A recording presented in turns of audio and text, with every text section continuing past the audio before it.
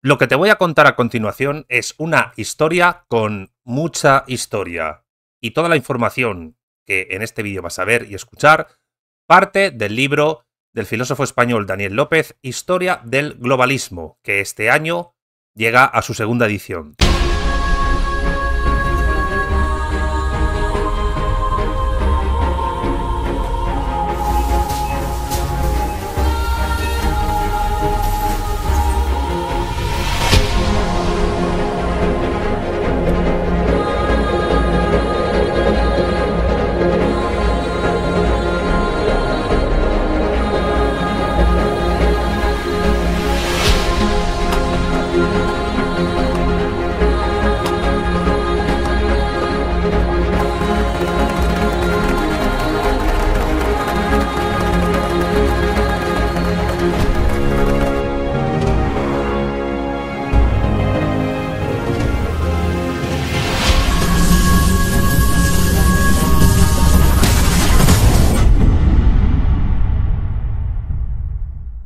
Te voy a contar la historia de una persona que es tan o incluso más influyente y poderosa a la hora de organizar el capitalismo contemporáneo que la familia Rothschild o que la familia Rockefeller.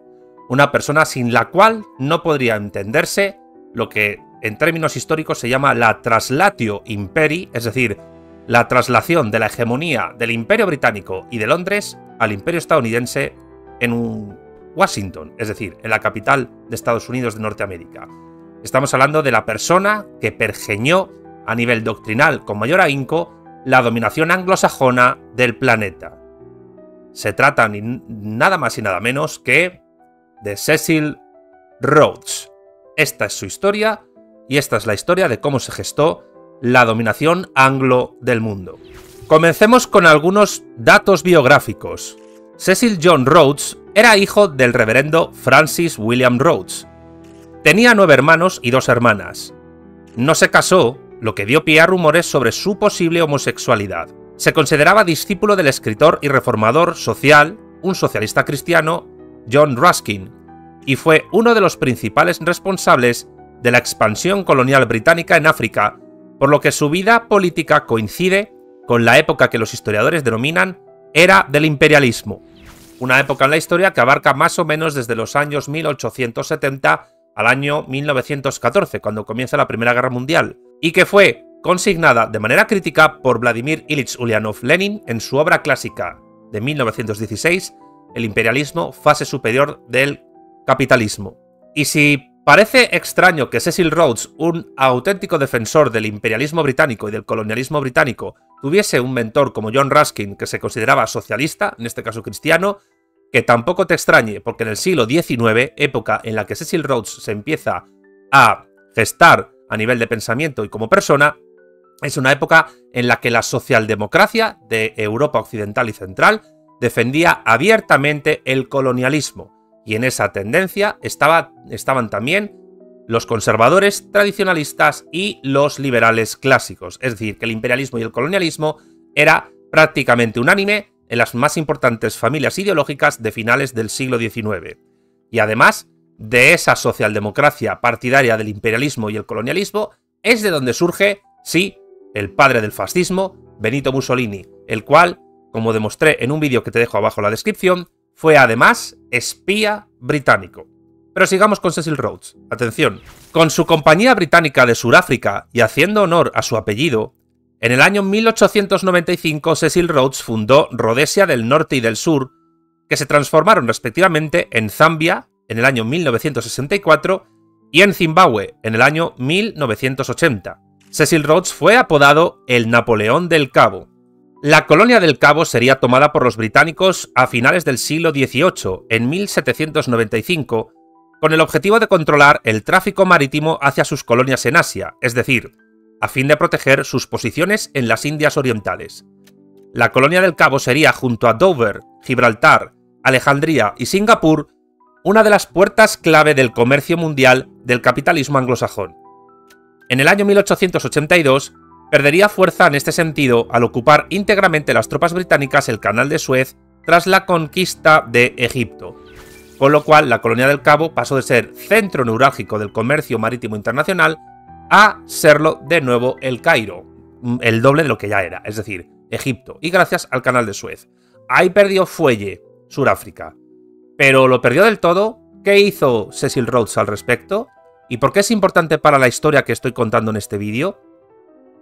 Pues ahora mismo lo vas a saber, escucha. La época que vivió Cecil Rhodes es la que historiográficamente se conoce como Era Victoriana, esto es, la de la supremacía británica en los asuntos mundiales.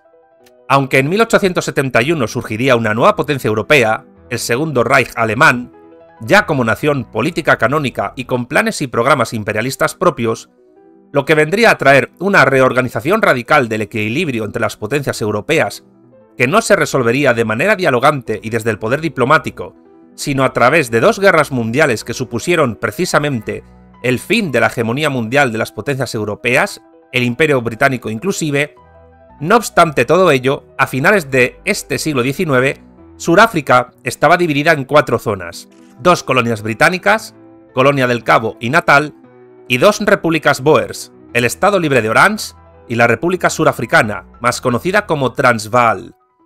Desde el año 1806, la Colonia del Cabo era territorio británico, hasta que en 1910, 8 años después de la muerte de Cecil Rhodes, se formó como Estado unitario con la fundación de la Unión Surafricana, el antecedente de la actual República de Sudáfrica, que gozaba de independencia limitada respecto al Imperio Británico, siendo una autonomía interna dentro de la Commonwealth. Las élites blancas antibritánicas de origen neerlandés Boer buscaban la independencia total, a lo que se sumaba la segregación racial que posteriormente traería el régimen del apartheid desde el año 1948 hasta el año 1992. Cecil Rhodes viajó por primera vez a Sudáfrica en 1870 a la tierna edad de 17 años, pues al ser un niño enfermizo, ya que tenía asma, sus padres pensaron que el clima de la región podía hacer que su salud mejorase. Vivió gracias al dinero prestado por su tía Sofía. Fue enviado a las colonias del Cabo de Sudáfrica a fin de reunirse con su hermano Herbert en una granja de algodón. Con esa intención llegó a Durban el 1 de septiembre con el fin de encontrarse con su hermano en el valle de Umkomaas en Natal. Pero cuando llegó, descubrió que su hermano se había trasladado 650 kilómetros al norte, a las minas de diamantes de Kimberley. El joven Cecil Rhodes empezaría a trabajar por su cuenta en el algodón, cultivándolo y vendiéndolo, y demostrando así que, pese a su juventud, era un gran hombre de negocios. Pero las minas de diamantes eran una gran tentación, y en octubre de 1871, Rhodes dejaría Natal para irse con su hermano a Kimberley y convertirse en un especialista en materia de diamantes. Tras ahorrar dinero, pudo volver a Inglaterra para matricularse en la Universidad de Oxford en griego, latín e historia antigua. Iba sacando los cursos de manera intermitente, pues los alternaba con sus intereses comerciales en las minas de Kimberley. A Rhodes le impactó mucho la conferencia inaugural del curso de 1873 que John Ruskin, ya mencionado en este vídeo, dio en la Universidad de Oxford, un discurso que reforzó su pasión por el imperialismo británico. Al graduarse con 28 años, en el año 1881 ya era un hombre inmensamente rico e influyente, miembro además del Parlamento del Cabo por el Partido Liberal. Y sí, el mentor de Cecil Rhodes era socialista cristiano, un socialdemócrata religioso, John Ruskin, y al mismo tiempo Rhodes fue políticamente liberal. Ya os digo que en aquella época los partidarios del colonialismo y del imperialismo depredador eran prácticamente unánimes en todas las familias ideológicas, es decir, a finales del siglo XIX y principios del XX, pero esto cambiaría a partir del surgimiento de los bolcheviques en Rusia.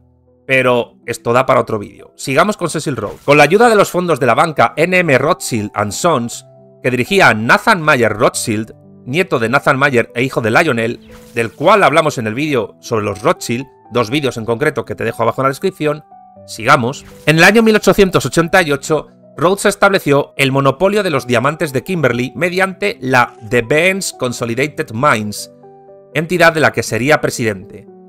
A su vez, crearía una importante empresa minera de explotación de oro, la Consolidated Gold Fields.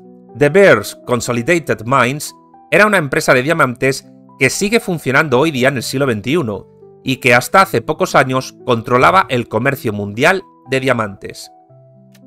Durante los 17 años siguientes, Rhodes controló el monopolio del suministro mundial de diamantes, y en el año 1890 selló una asociación estratégica con Diamond Syndicate, con sede en Londres, donde acordaron controlar la oferta mundial a fin de mantener los precios altos.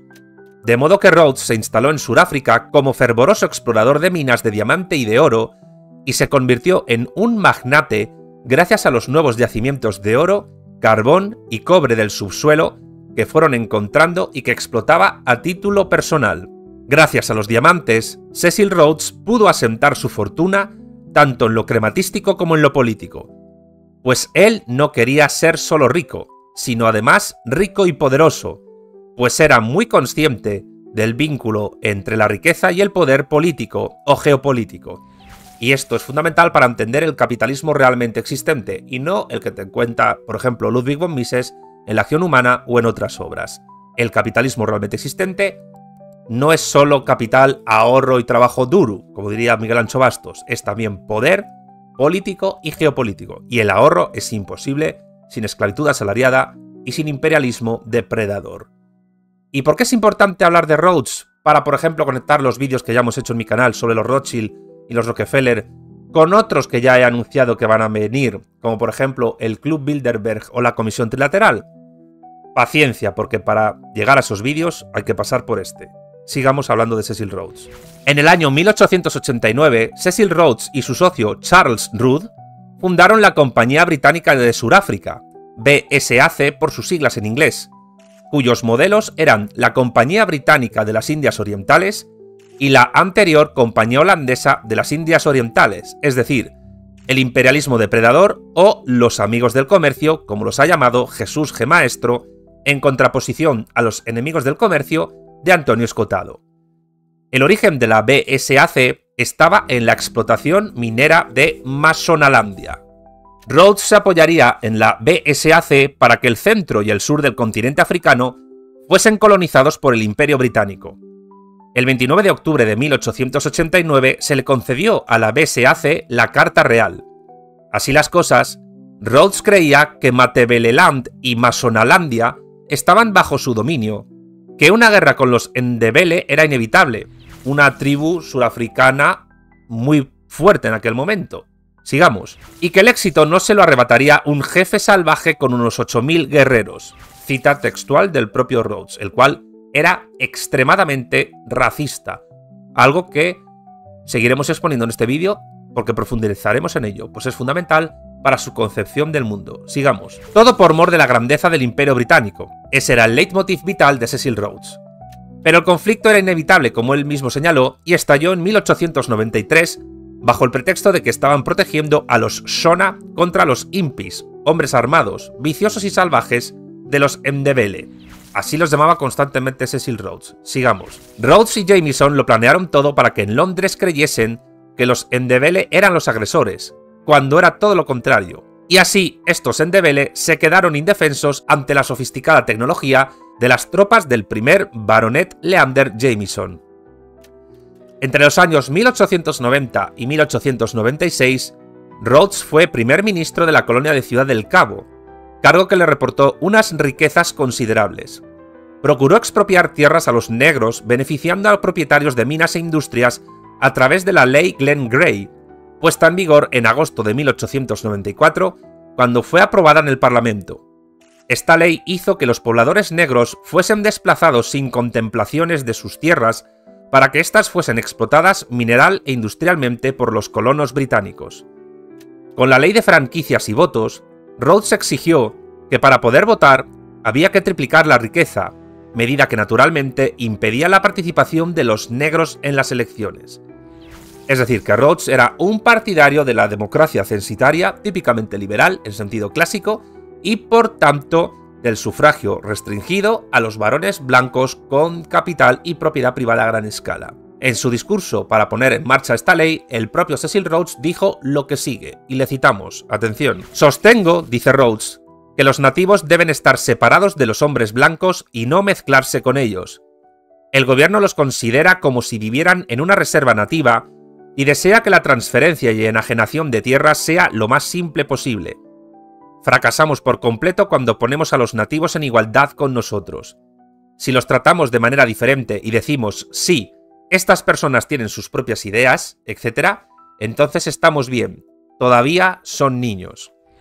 Fin de la cita. Puro imperialismo depredador o colonialismo, que dirían Gustavo Bueno en primer lugar o Lenin en segundo. Sigamos. En el año 1895, Rhodes ordenó de manera improvisada que se realizase una incursión para controlar el Transvaal de los Boers que presidía Paul Kruger, a fin de tomar sus riquezas auríferas. Pero la misión acabó en un absoluto desastre. Por ello, Rhodes dimitiría como primer ministro tras la desastrosa agresión en la que el primer baronet Leander Starr Jameson y sus policías de Rhodesia fracasaron en su incursión durante el fin de semana de Año Nuevo entre 1895 y 1896. La invasión es más conocida por el nombre de Jameson Raid, que fue apoyada tanto por Rhodes como por el secretario de Estado para las colonias Joseph Chamberlain. Los planes de Rhodes de unir todos los territorios surafricanos bajo la bandera británica se fueron al traste. Se fueron al traste de momento. Pero no adelantemos acontecimientos, sigamos con el relato. El fracaso del Jameson Raid hizo que Rhodes renunciase a su puesto de primer ministro, como ya hemos dicho, y dimitiera en enero de 1896, dejando también la presidencia de la Compañía Británica de Sudáfrica. Esta fallida invasión puso las bases de la Segunda Guerra de los Boers, que se produjo entre los años 1899 y 1902, y que daría la victoria al Imperio Británico y acabaría con las repúblicas Boers del Estado Libre de Orange y la República de Transvaal. Rhodes siguió siendo una figura importante en dicha guerra, pero su salud le impedía estar al pie del cañón y murió 2 meses antes de que acabase el conflicto. En Londres temían que el Transvaal pactase con las colonias alemanas del África Sudoccidental, en la actual Namibia, y por tanto su conquista se volvió algo vital. Desde la incontestable victoria de Alemania en la guerra franco-prusiana en el año 1871, en Londres se temía mucho que Berlín le tomase el relevo como primera potencia mundial, y ya era un problema que fuese tan fuerte en el continente europeo, pues ya sabemos que la máxima geopolítica del Reino Unido es que en Europa continental no haya ninguna potencia hegemónica, sea esta Alemania, España, Francia, Rusia o cual fuere.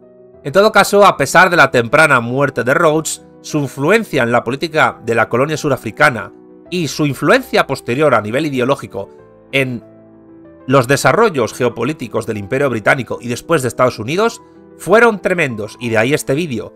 ¿Pero por qué fueron tremendos? Así te lo contamos Daniel López y un servidor vuestro. Escuchadnos.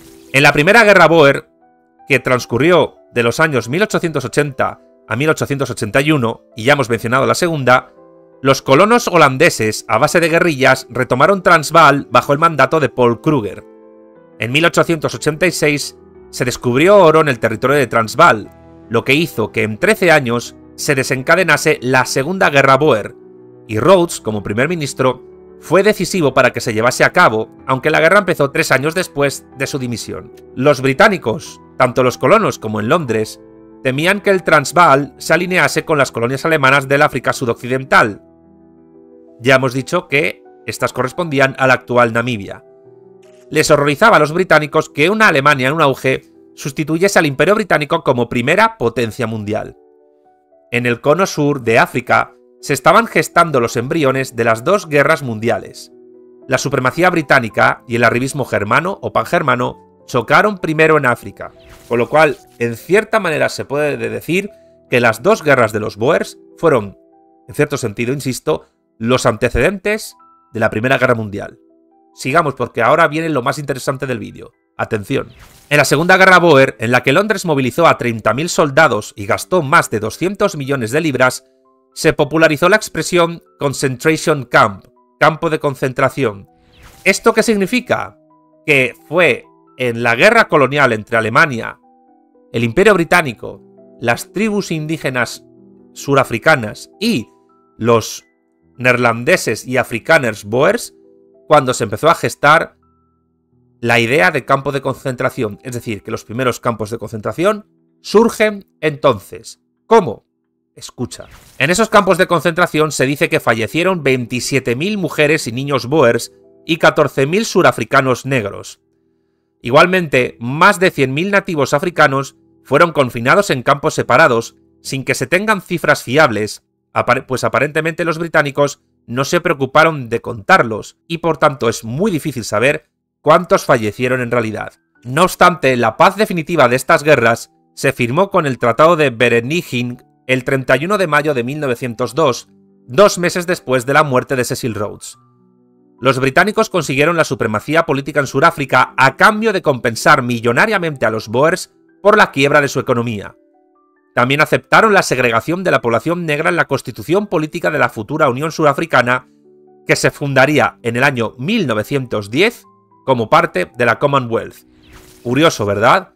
Los británicos metieron a los Boers afrikaners en campos de concentración y también a surafricanos negros, y cuando vencieron la guerra les concedieron a esos Boers afrikaners de origen neerlandés el asentamiento de un brutal y racista apartheid que duró prácticamente hasta finales del siglo XX y que empezó ya con la colonia británica y que se mantuvo después en la Sudáfrica independiente.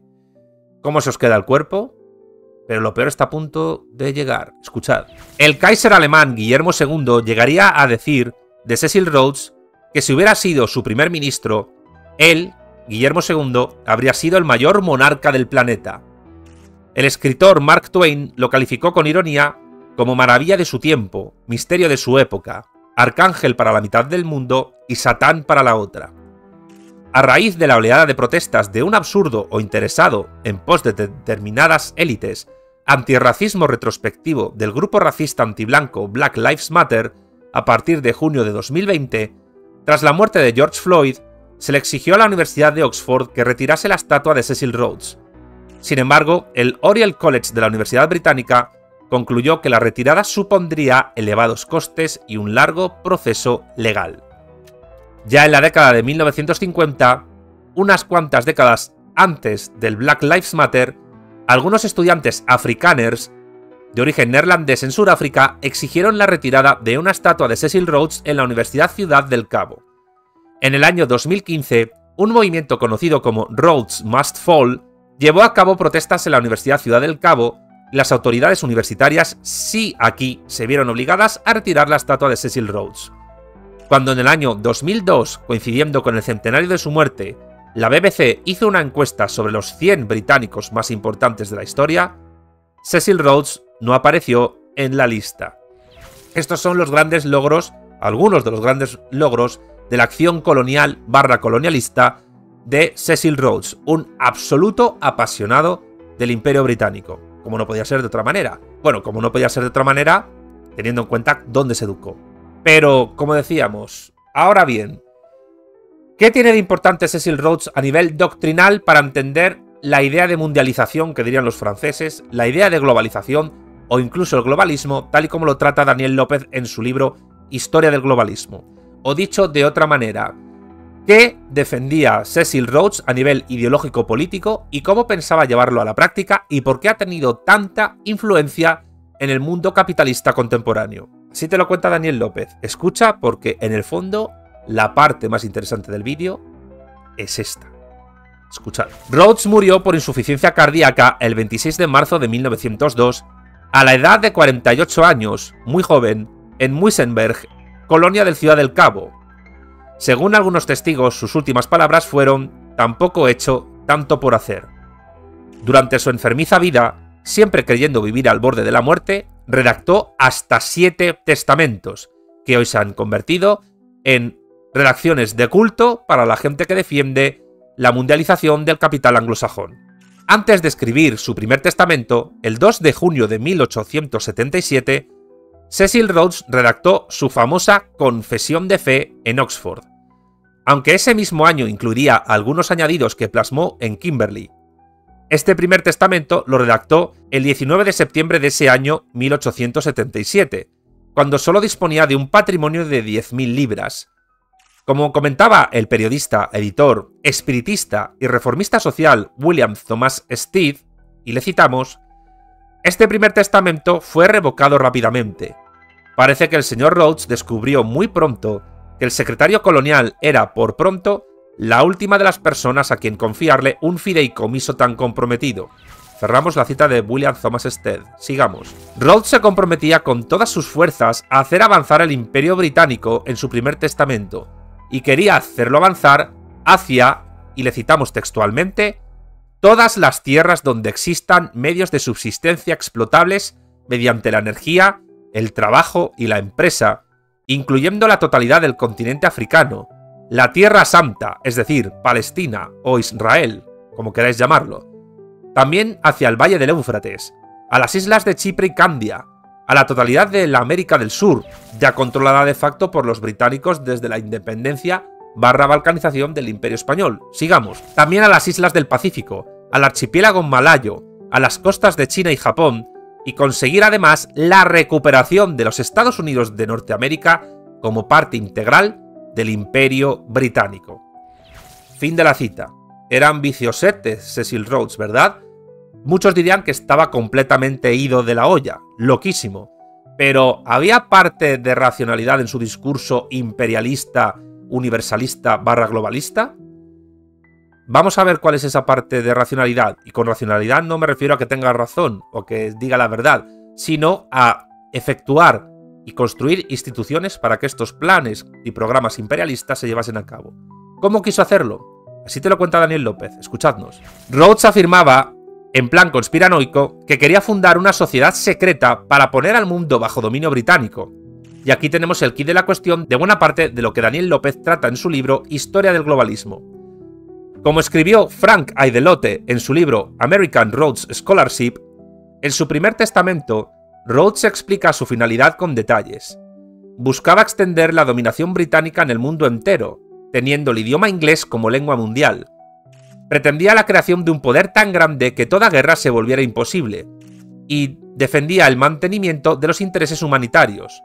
Y continúa Aidelote diciendo que en 1888 Cecil Rhodes escribió su tercer testamento, en el cual legaba todo a Lord Rothschild, su patrocinador en sus empresas de explotación minera.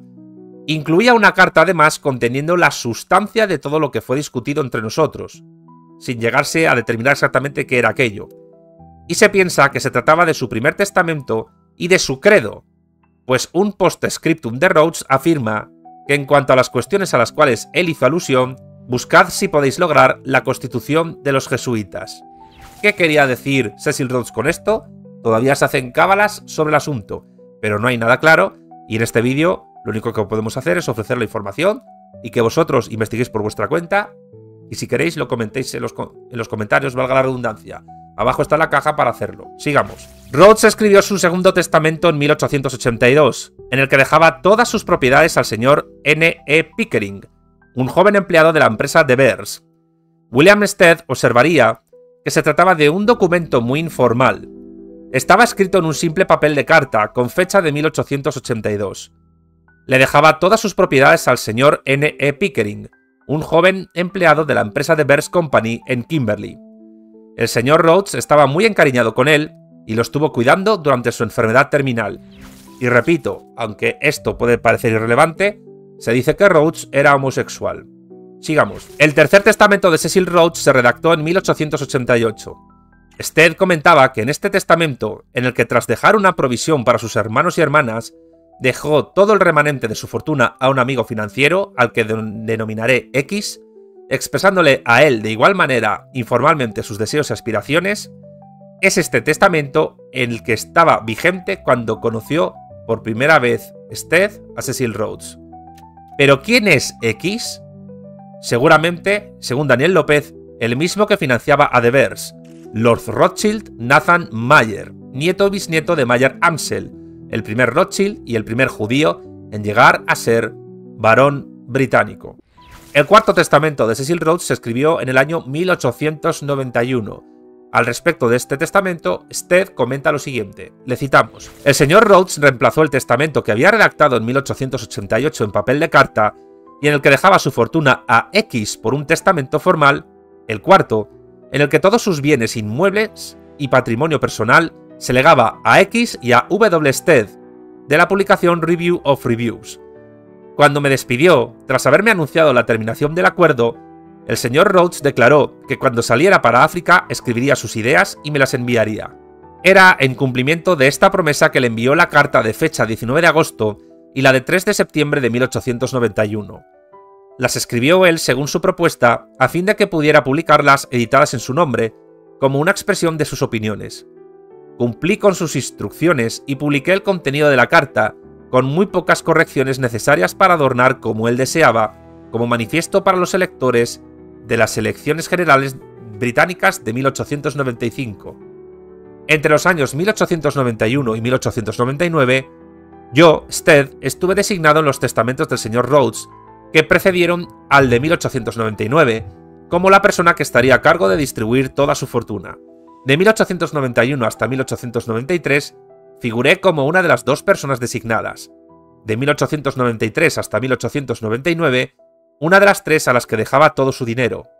Pero yo estaba específicamente elegido por él para dirigir que se aplicase su propiedad a promocionar las ideas que teníamos en común.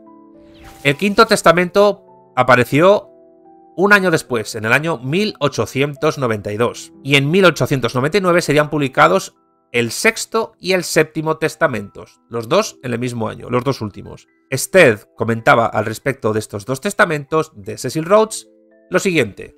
Volvemos a citarle. Al seleccionar a los ejecutores, administradores y coherederos, el señor Rhodes sustituyó el nombre de Lord Grey por el de X, Lord Rothschild. Designó de nuevo al señor Huxley y a mí mismo, Stead, reforzando el elemento financiero añadiendo los nombres del señor Bate y del señor Mitchell, del Standard Bank of South Africa, completando luego la estructura añadiendo el nombre del Lord Rosebery. Tal como estaba el testamento a comienzos de la guerra, había 6 ejecutores, administradores y coherederos, a saber, el señor Huxley y yo mismo, Stead, representando a los herederos originales, Lord Grey y el señor Bate y el señor Mitchell. Ser únicamente uno entre media docena de ejecutores y fideicomisarios era algo muy diferente a tener la carga principal de responsabilidad de utilizar toda la fortuna del señor Rhodes para los propósitos de propaganda política. ¿Propaganda política de qué? Ahora os lo cuento. Seguid viendo el vídeo, por favor. En abril de 1897, la escritora y pacifista y activista surafricana Olive Schreiner, que al principio sentía gran admiración por Cecil Rhodes, escribía por carta a su amigo John Merriman lo siguiente, y la citamos. Luchamos contra Rhodes porque significa mucho de opresión, injusticia y degradación moral para Suráfrica, pero si fallece mañana, todavía queda el hecho terrible de que algo en nuestra sociedad ha formado la matriz que ha alimentado, nutrido y construido a tal hombre. Tales hombres son pura factoría imperialista británica, el germen de lo que Daniel López llama globalismo aureolar, o lo que es lo mismo, el imperialismo anglosajón capitalista. En el obituario que al día siguiente de su muerte le dedicó The Guardian, uno de los más importantes periódicos británicos, se señala que Rhodes estaba constantemente preocupado por planes financieros que lo implicó con todo tipo de espíritus sin escrúpulos, con el resultado de que se volvió en muchos aspectos tan inescrupuloso como ellos. A menudo se dice de él como hombre que, si bien era un colega afable y cómodo, se ceñía a pocas cosas para lograr un propósito. 2 años después de su muerte, en 1904, en Grahamstown, provincia oriental del Cabo, se fundó la Universidad de Rhodes de Suráfrica, una universidad pública cuyo lema rezaba Vis Virtus Veritas, en latín, fuerza, virtud, verdad. Pero es muy importante entender que en cierto sentido, para que se entienda la importancia de Cecil Rhodes en aquel momento, este era, a finales del siglo XIX y principios del XX, lo que hoy podría ser, por ejemplo, para Donald Trump, Elon Musk. Es decir, no solo un gran burgués capitalista con una insaciable sed de lucro, sino además una persona con un insaciable sentido del poder político. Y de la misma manera en que Elon Musk es un incondicional del imperialismo estadounidense, Cecil Rhodes, su antecedente británico, era un absoluto incondicional y fanático del imperialismo británico, del imperialismo de Londres. ¿Cómo trató de articular ideológicamente el propio Cecil Rhodes partiendo de su credo y al mismo tiempo de sus testamentos esa ideología imperialista británica? E insisto, ¿qué conexión tiene esto con las instituciones capitalistas mundializadoras actuales? Ahora mismo te lo cuento, escucha. Como se ha dicho, el propósito de Cecil Rhodes, aparte de ganar dinero, se centraba en federar a los angloparlantes y en adueñarse literalmente de todas las porciones habitables del mundo. En el año 1877, a la edad de 24 años, siendo muy joven, Rhodes diría a sus compañeros en una pequeña choza de Kimberley que el objeto al que él pretende dedicar su vida es la defensa y extensión del Imperio Británico. Creo, les dijo Rhodes, que ese objeto es digno porque el Imperio Británico defiende la protección de todos los habitantes de un país en la vida, la libertad, la propiedad, el juego limpio y la felicidad. Y es la plataforma más grande que el mundo haya visto jamás para estos propósitos y para el disfrute de los derechos humanos. Estamos, por tanto, según Daniel López, ante un imperialista fervoroso que afirmaba que si pudiese anexaría otros planetas para el Imperio Británico. Y si pudiera, pues el planeta Dagobah, el planeta Krypton, a los Borg de Star Trek y a el planeta, pues yo qué sé, el planeta del Principito, vamos a decirlo así. Sigamos. También llegaría a decir, y le citamos textualmente, que mi principal objetivo en la vida, decía Rhodes, es ser útil a mi país. Si Dios tiene un plan, hay que saber primero cuál es la raza que Dios ha escogido como divino instrumento para su plan. Incuestionablemente, y esto es importante para entender el racismo anglosajón y anglófilo de Cecil Rhodes, absolutamente, le seguimos citando, incuestionablemente, dice Cecil Rhodes, esa raza que ha escogido Dios como divino instrumento para su plan es la raza blanca. Dentro de la raza blanca, el hombre angloparlante, sea británico, americano, es decir, estadounidense o canadiense, australiano o surafricano, ha demostrado ser el mejor instrumento del plan divino para desarrollar la justicia, la libertad y la paz en la más amplia extensión posible del planeta.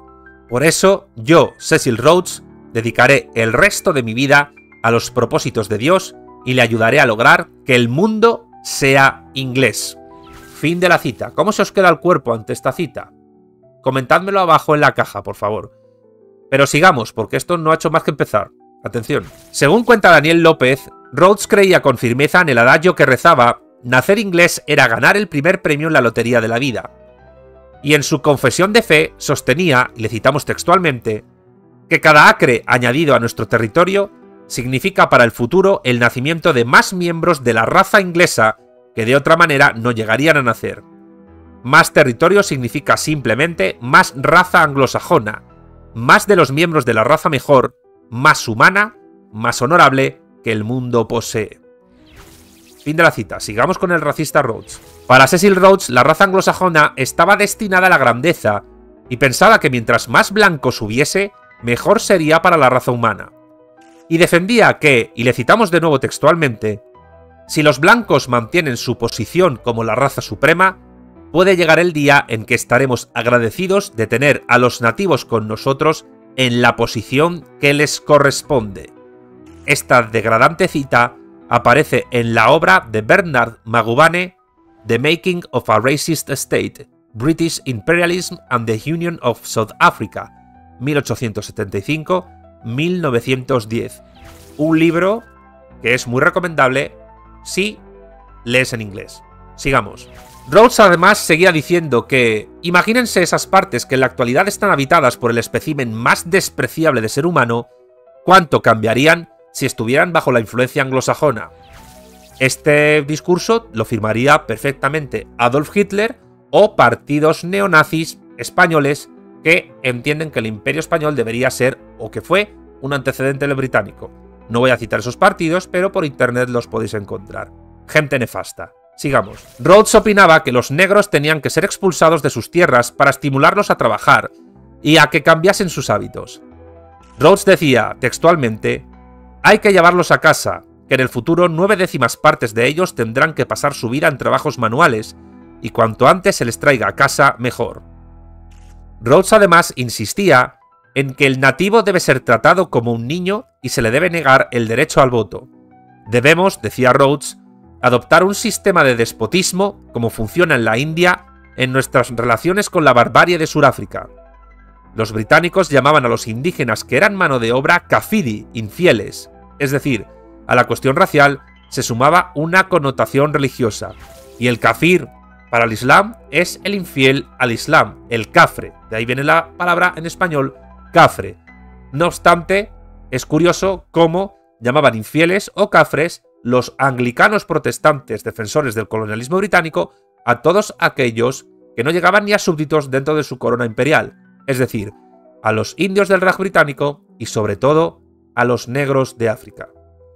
Sigamos, porque esto tiene mucha importancia para entender la idea de globalismo actual, que muchos asocian al marxismo cultural o al comunismo y no tiene nada que ver. Sigamos. En febrero de 1891, Cecil Rhodes formó, con la ayuda de William Stead, que dirigía un periódico llamado Review of Reviews, un círculo de iniciados y una asociación de ayudantes con el fin de federar las dependencias blancas del Imperio Británico.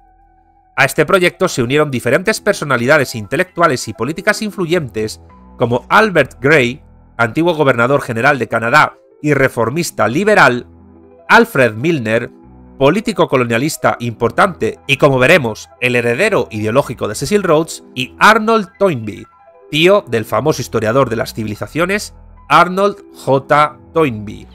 Curioso, ¿verdad? Sigamos. Se formaría así un parlamento imperial, en el que solo tendrían representación los habitantes blancos de los dominios británicos. Asimismo, entre los blancos también habría diferencias entre unos pocos elegidos, que se dedicarían en cuerpo y alma a ampliar las fronteras del imperio, frente a la inmensa mayoría que a su vez reprimiría y amordazaría para frenar las ideologías revolucionarias. Es decir, que Cecil Rhodes, liberal y que tuvo un socialista cristiano como mentor, era partidario de reprimir las posibles revoluciones antiesclavistas, anticolonialistas, socialistas e incluso comunistas que se pudieran desarrollar en el Imperio Británico, dando todo el poder a la gran burguesía colonialista blanca anglosajona. Sigamos. Como primer ministro, Cecil Rhodes profundizó en el colonialismo o imperialismo depredador británico en Sudáfrica. La determinación de Rhodes hizo que el Imperio Británico se expandiese 450.000 millas cuadradas. No obstante, Rhodes era partidario de un mayor autogobierno en las colonias, con el fin de que el imperio fuese gobernado por los colonos y políticos locales y no desde Londres. En el Parlamento Imperial de Rhodes solo estarían representados los habitantes blancos de los dominios, como ya hemos dicho. El sueño de Rhodes era construir un corredor colonial británico entre Sudáfrica y Egipto, esto es, anexionar buena parte de África de norte a sur para el Imperio Británico, del Cabo a El Cairo. Rhodes decía que si hubiera un dios, creo que lo que le gustaría que hiciera es pintar la mayor cantidad posible del mapa de África British Red. Y el Imperio Británico, en los mapas oficiales que tenía, pintaba sus dominios en color rosa, el British Red. De todas maneras, se podría decir que el destino manifiesto de Cecil Rhodes, por analogía del destino manifiesto estadounidense que pretendía llegar al Océano Pacífico, cosa que consiguió a costa de las tribus indígenas norteamericanas y de México, era convertir África entera en británica, o en su defecto, conectar Ciudad del Cabo con El Cairo, cosa que consiguieron, cosa que Cecil Rhodes, aunque sea póstumamente, consiguió, con lo cual se puede decir que el destino manifiesto del Imperio Británico en África, para desgracia de los africanos que lo sufrieron, se consumó. Sigamos. Dicha construcción de ferrocarril y telégrafo, como anunció en 1892 el propio Cecil Rhodes, pretendía unir el muy importante, estratégicamente hablando, Canal de Suez con el sur rico en minerales. Y como ya hemos dicho, tal cosa se consiguió en 1919 con la anexión del África Oriental Alemana, rebautizada como Tanganica, actual Tanzania, como imposición a Alemania por el Tratado de Versalles, a lo que hay que unir la conquista de Namibia como parte antes del Imperio Colonial Alemán y después del Imperio Británico. Con lo cual, después de la Primera Guerra Mundial, el Imperio Británico llegó a su culmen de extensión territorial en un único momento histórico. Sigamos. El Imperio Británico resultó vencedor en la lucha por África y tomó aproximadamente el 30% de su población frente al 22% de Francia, el 9% de Alemania, el 7% de Bélgica y el 1% de Italia, y en una menor proporción, Portugal y España. Francia también quería hacer lo mismo con sus colonias, pero de oeste a este, y no lo consiguió. En el año 1898, en el periódico alemán Die Neue Zeit, Cecil Rhodes presentaba al imperialismo como aquello que podía evitar la guerra civil. Y le citamos textualmente ahora a Cecil Rhodes, que esto es fundamental para entender la conexión que existe entre el imperialismo colonialista depredador anglosajón y las ideas de universalización de la globalización capitalista. ¿Cómo? Así lo cuenta el propio Rhodes. Le citamos textualmente, escuchad. Ayer estuve, dice Cecil Rhodes, en el East londinense y asistí a una asamblea de parados. Al oír allí discursos exaltados cuya nota dominante era pan, pan, y al reflexionar de vuelta a casa sobre lo que había oído, me convencí más que nunca de la importancia del imperialismo. La idea que yo acaricio es la solución del problema social. Para salvar a los 40 millones de habitantes del Reino Unido de una mortífera guerra civil, de una revolución, nosotros, los políticos coloniales, debemos posesionarnos de nuevos territorios. A ellos enviaremos el exceso de población y en ellos encontraremos nuevos mercados para los productos de nuestras fábricas y de nuestras minas. El imperio, lo he afirmado siempre, es una cuestión de estómago.